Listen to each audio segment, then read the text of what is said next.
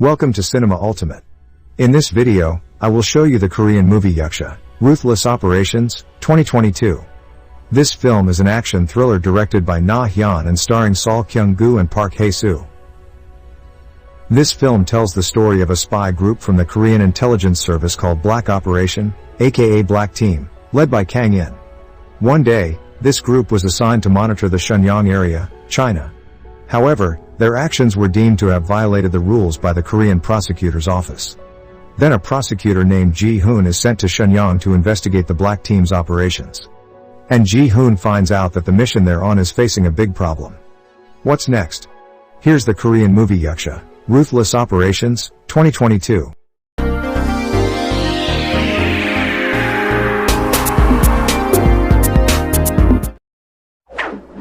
At the beginning of the film, a man with glasses is shown giving something to the person in the car. Suddenly the car was hit by another car and rolled over. Then a sharp-eyed man got out of the car and chased after him.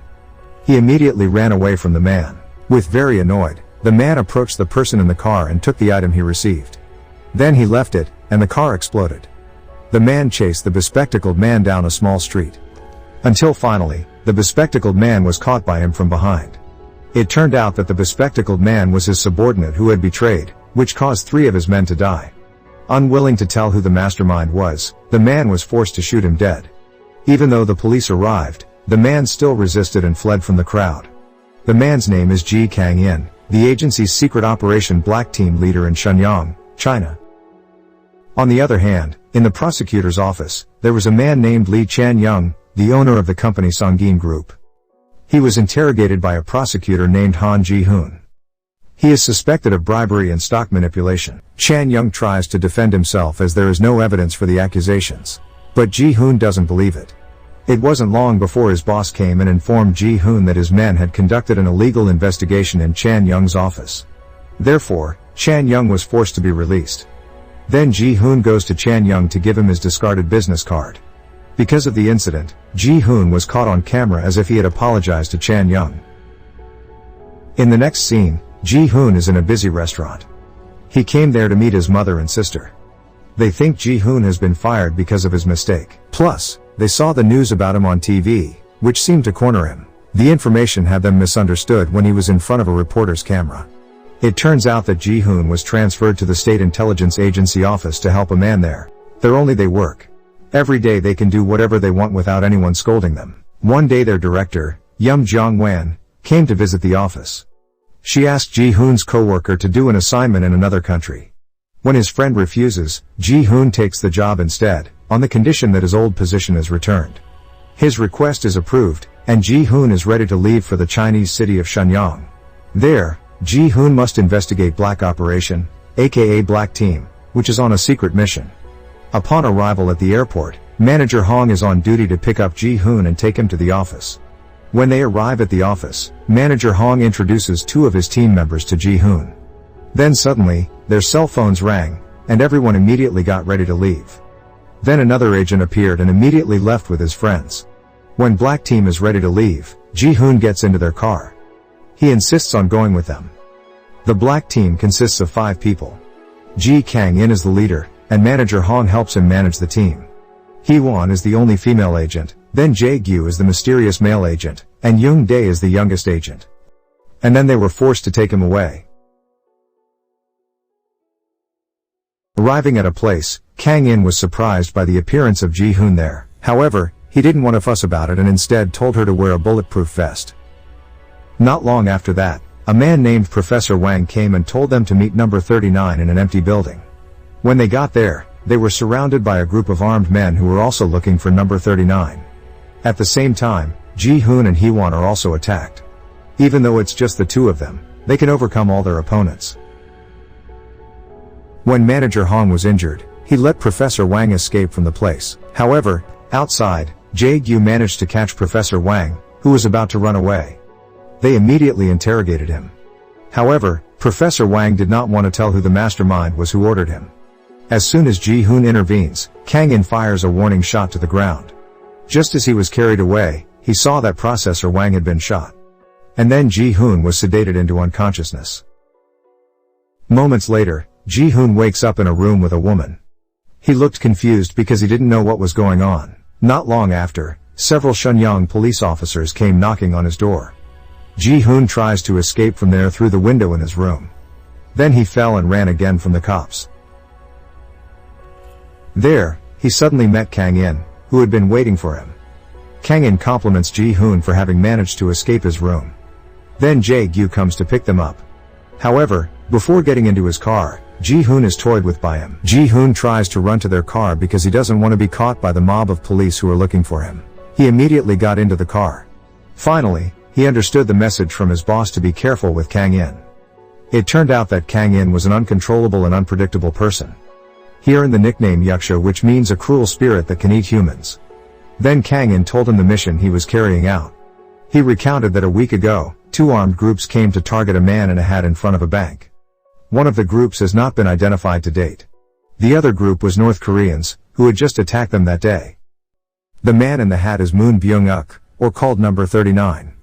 He is the person who manages the Kim government's 400 trillion won illicit fund. A month ago, Byung-uk asked them to protect him. However, Kang-in was confused because he didn't show himself until now. Since Ji-hoon looks different, Kang-in tells him about the secret mission. Then Hae-won tells Kang-in that Professor Wang had orders from a Japanese spy. Russian agents also saw someone being detained in a building. Kang-in quickly sent some of his members to go there. In a closed restaurant, there is a woman named Ryan Hee. It turns out that Kang-in went with Ji-hoon to the restaurant to meet Ryan Hee, a North Korean spy. Kang-in comes there to ask Ryan Hee to look for the Seven's whereabouts. On the other hand, North Korean agents conduct an ambush on a residence. Once inside, they met a man named Ozawa Yoshinobu. One of them asks Ozawa to inform the whereabouts of Byung-uk. At the same time, suddenly, a guard came and quickly killed them all from behind. It turns out that Ozawa is a Japanese spy called the Seven. After that, he went to meet his relatives in a restaurant. It wasn't long before Kang-in and Ji-hoon came there to meet Ozawa. Meanwhile, the black team members disguised themselves as janitors. They made it into Ozawa's building and prepared to barge into his room. Then when Ozawa finished entertaining his relations, he approached Kang-in. It turned out that Kang-in had suspected Ozawa of being the one who told Professor Wang to set him up. 4 years ago, it turned out that Ozawa attacked Kang-in until he was barely conscious. Since then, he was reminded of Ozawa. When reading the message on his cell phone, Ozawa's expression changed. Without lingering, Ozawa immediately left the place. It turned out that when he arrived at his office, Ozawa saw that his room had been attacked and that the hostage had disappeared. The scene switches when Kang-in returns to his base. He saw a woman bound there. The woman's identity is still unknown because she doesn't want to talk. Based on information obtained by Manager Hong, they take the woman as a hostage to capture Byung-uk. After that incident, Kang-in went to Ryan Hee and showed him the photo of the woman. Ryan Hee immediately knew that the woman was Moon Ju-yeon, Byung-uk's daughter. At the office, Jae-gyu tortures Ju-yeon with electricity, but suddenly Ji-hoon comes to attack Jae-gyu because he feels sorry for the woman. Then they fight there. Unexpectedly Ju-yeon, who was released, immediately pointed her gun at Jae-gyu. She also took Ji-hoon to leave from there. Ju-yeon asks Ji-hoon out of the car and leaves him on their run in the middle of the road. Then Ji-hoon runs around in the rain looking for a payphone. It turns out that Ji-hoon was about to report the situation to his boss, Yum. Then suddenly a woman named Elephant and her friends appeared. They try to rob Ji-hoon. Luckily Kang-in came to Ji-hoon's rescue. He was furious and immediately beat him. A fight broke out between them until they reached the middle of the street and were seen by many people. Kang-in is too strong to win, so Ji-hoon gives up fighting him. After fighting, they went to a place to eat. They talk and pretend the fight never happened. Later in the car, Ji-hoon realizes that he's been tracked by them, including Ju-yeon, who has also been followed. They finally know where Ju-yeon is. She was in a housing estate not far from their point of location. And then they quickly rushed there. Once there, they moved towards where their target was. They entered a house, but they found nothing there. Kang-in even accidentally discovered a secret door leading to a room. On the other hand, Young-dae sees tracker Ju-yeon moving away from there. And suddenly some police came to their location. Young-dae tries to tell his team to hurry out of there, but their communication is cut off. Therefore, Ji-hoon is asked to run to say to them quickly. Inside the room, they find Byung-uk, who is already seriously injured. Then at the end of his life, He asks Kang-in to keep his daughter from being caught by the Japanese spy group. Not long after, Ji-hoon came to tell the conditions outside. They immediately rushed out of place. It turned out that the police had surrounded them. Then a gunfight broke out between them, so they parted ways. In the gun battle, Young-dae comes to pick up Kang-in and Jae-gyu. Meanwhile, Hee-won and Ji-hoon are picked up under the bridge. When Hee-won tells Ji-hoon to jump, he instead says he's afraid of heights. But as more and more cops surround him, Ji-hoon is forced to jump into the car. On the way, Manager Hong informed them that the police had ransacked their office. Therefore, Kang-in tells Hee-won to blow up their base. She was forced to do it. Their headquarters and all the data within it was destroyed instantly so that there was no trace of them anymore. After destroying their base, Ji-hoon asks about their motive for looking for Byung-uk. Ji-hoon suspects Kang-in and his team are targeting a secret fund controlled by him. Then suddenly, Kang-in gets a phone call from Ozawa. He advises Kang-in to leave China immediately because they have been set as fugitives in China. The news would quickly spread throughout China. The next day, sure enough, their news was all over Chinese television. Director Yum, who saw her subordinate become suspect, immediately took the initiative to come to Shenyang, China. At breakfast, Hee-won and Jae-gyu tell Ji-hoon that their chief at headquarters has found embezzlement by Chairman Kang-in. It turned out that the funds were given to the families of team members who had died carrying out the mission because they were not provided funds by the head office. And because of Kang-in's kindness, he was given a factory loan as a place for Kang-in and his team to hide. Moments later, Manager Hong came and informed Kang-in that he had prepared his way out of their location via Vietnam. However, Kang-in refuses to leave. He instead plans to strike back at Ozawa. On the other hand, Ju-yun is being tortured by Ozawa and his men. Ozawa continues to force Ju-yun to give him the information he wanted. But, Ju-yun still refuses to give it. Meanwhile, the black team has obtained information that Ju-yun is hidden in the Japanese consulate office room. Then Kang-in decides to barge into the Japanese consulate secretly since his team isn't much. Hearing that, Ji-hoon reminds them that entering Japanese territory is a serious offense. Then Kang-in told him that Japan had blocked Korean cooperation in Hong Kong 4 years ago. Japan realized that if North and South Korea united, it would become a threat to Japan. As a result, 3 members of Kang-in's team died because one member betrayed him. In the middle of their conversation, Manager Hong was suddenly contacted by the head office. Then he informed them that an agent from headquarters would be there soon. Kang-in asks Manager Hong to take care of them, and Ji-hoon will assume his position on Team Black instead. They began to launch the action. Arriving at the Japanese consulate, they prepared many mice to be put into the consulate office. Before going in there, Jae-gyu hands them a bulletproof vest for them to wear. However, Kang-in refuses to wear it and instead says that life or death must be faced. Then, at the Japanese consulate office, rats started to roam and harass workers. Therefore, they decided to call in a rat exterminator. However, suddenly the rat exterminator was near the Japanese consulate office. Ozawa's men are suspicious of their presence, so they tell them to take off their masks. While in the hostage room, suddenly, the floor exploded. It turns out that the black team got into the hostage room through the hole from the explosion. They quickly untie Ju-yun and lead her out of there. Then some of Ozawa's men came into the room. A shooting scene ensued between them. Ozawa's men continued to chase them into the hole. Unbeknownst to them, it turns out that Ji-hoon has led Ju-yun through the front door disguised as a rat exterminator. And then they managed to get out of there. After the incident, when things calmed down, Ju-yun explained to Ji-hoon that she was helping her father in secret. The information Ozawa wanted was a list of Japanese spies involved in embezzling funds.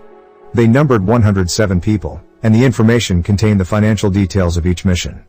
On the other hand, Ozawa managed to track the location of Ji-hoon and Ju-yun through CCTV cameras. He immediately spread the information and asked all his men to arrest them. Then Ji-hoon goes to Elephant to borrow a temporary hiding place. Even though the room was dirty and creepy, it was confirmed to be safe by Elephant. After that, Ju-yun tells Ji-hoon that the information that many people wanted turned out to be in Chile. And only Ju-yun could access that information. Ji-hoon quickly tries to tell the black team about it. He looked for a payphone on the side of the road. However, one of Ozawa's agents suddenly saw him. The scene switches to when Kang-in is waiting for a call from Ji-hoon. When Ji-hoon contacts him, He informs Kang-in that the information Ozawa wants is a list of Japanese spies involved in corruption. Besides, when he ran away with Ji-hoon, he had reported everything to Director Yum. Therefore, Japanese agents can enter into their tracking system. Knowing all this, Manager Hong suddenly shot Kang-in from behind. The shocked Kang-in immediately fought him. A fight ensued between them. Meanwhile, suddenly Ji-hoon was approached by some of Ozawa's men. He immediately ran away from them. However, he is confronted by Ozawa's car. And finally, he was brought by Ozawa back to Kang-in, who was fighting with Hong. Finally, Hong admitted that he did this because he was given money. He had to do it because he had a lot of debt and his son was also hard sick. As they were fighting over each other's weapons, suddenly gunshots rang out between them. Then Kang-in came to Ryan-hee's place to ask for her help. But Hong died. While treating his wound, Ryan-hee plans to take Kang-in away because she has a bad feeling. However, Kang-in said that he wasn't afraid of death. He is more fearful that his mission will fail and he will lose to his enemy. After that, Kang-in and his team gathered at a graveyard to retrieve weapons and supplies that had been hidden. On the other hand, Director Yum was on her way to Shenyang. Then suddenly, she was talking to Ozawa over the phone. Here we know that she is a traitor. Not long after that, suddenly, a truck came crashing into her car, causing the vehicle to overturn. It turns out that the black team caused the accident. Having been caught red-handed, Director Yum informs Kang-in that Ozawa is at a chemical factory. And then she promised to capture Ozawa as long as she was allowed to live. Kang-in, who didn't believe her, fired a shot there. After that incident, suddenly Ryan-hee called Kang-in and informed him that Ji-hoon had come to her place. He plans to meet Kang-in in a park. Arriving there, he immediately met Ji-hoon and Ju-yeon with him. As he was about to leave, he suddenly shot Kang-in multiple times. Ji-hoon was forced to do it because Ozawa threatened him regarding his family's safety. After that, they went with Ozawa's men. They go to a chemical factory to meet Ozawa. Ozawa immediately orders Ju-yeon to open a list of Japanese spies involved in the embezzlement of funds. Because of urgency, Ozawa was forced to do it. A few moments later, they heard gunshots from outside the room. Then some of Ozawa's men were assigned to find out the situation. And suddenly there was an explosion there. It turned out that the black team had arrived at that place. A truce came between them. The black team quickly defeated several of Ozawa's men and rushed out. The black team quickly defeats several of Ozawa's men with highly professional skills. Meanwhile, in Ozawa's room, suddenly Kang-in reappeared. He interrupted Ozawa's speech and surprised him. It turns out that everything was planned by Ji-hoon and Kang-in. Ji-hoon told Ryan-hee that he was asked to kill Kang-in, so he had to design a new strategy to deal with him later. Eventually, Kang-in and his team come up with a new plan so he can get there. Then Ozawa points a gun at Ji-hoon and Kang-in. Meanwhile, Ju-yeon informs them that she has successfully logged into her father's private data. In an instant, the data of every agent that cooperated with Japan appeared. And then Ozawa asks Ju-yeon to delete all that information. Before doing so, Kang-in shot the machine straight away. In the chaos, Ju-yeon immediately went to take Ji-hoon from there. However, Ozawa's men stopped them. Ji-hoon puts up a fight, but he cannot face his opponent. And suddenly, the black team came to his aid. Then an explosion occurred at the factory. They rush off to Ozawa's room, but Hae-won forbids them because the fire is getting bigger. However, Ji-hoon immediately passed Hae-won and jumped over the massive fire because he didn't want to leave Kang-in. Meanwhile, they rushed out of there. Ju-yeon and several members of the black team ran out of the place. Inside the room, Ozawa and Kang-in get into a fight. Ji-hoon, who arrived there, immediately pointed a gun at Ozawa to stop his action. In their battle, it looks like the data erasing time is about to run out. Ji-hoon's attention is distracted, and Ozawa quickly shoots him. And he immediately deleted all the data. However, it turned out that the data on embezzlement of funds that Ozawa deleted was actually sent to the intelligence service in every country. All of that has been arranged by Ji-hoon with Ju-yeon. Ozawa tries to destroy the machine with annoyance, but Kang-in immediately attacks Ozawa. Another fight broke out between them. With his remaining strength, Ji-hoon gives the gun to Kang-in to shoot Ozawa. And Kang-in asks Ji-hoon to hurry back to Team Black's hideout since he can't get out. He also requested Director Yum to be brought to justice immediately for treason. Ji-hoon was forced to leave it there. The next day a group of police officers arrives to arrest Director Yum, who is not dead and is instead being held at the black team's hideout. A few days after the incident, Chan-young was called again because it turned out that he was involved in a bribery case with Japanese agents. In the same way, Ji-hoon makes Chan-young seem to apologize to him. Finally, the Seoul Central Court found Chan-young guilty and will be sentenced to 12 years in prison for his actions. In the final scene, Ji-hoon is shown receiving a call from Kang-in, who it turns out that he wasn't dead. He asks Ji-hoon to work with him again, and the movie is over. Okay guys. If you like our channel, support us with subscribe and turn on the bell, like, comment, and share. So that you don't miss our next video and our channel can grow even more. See you guys.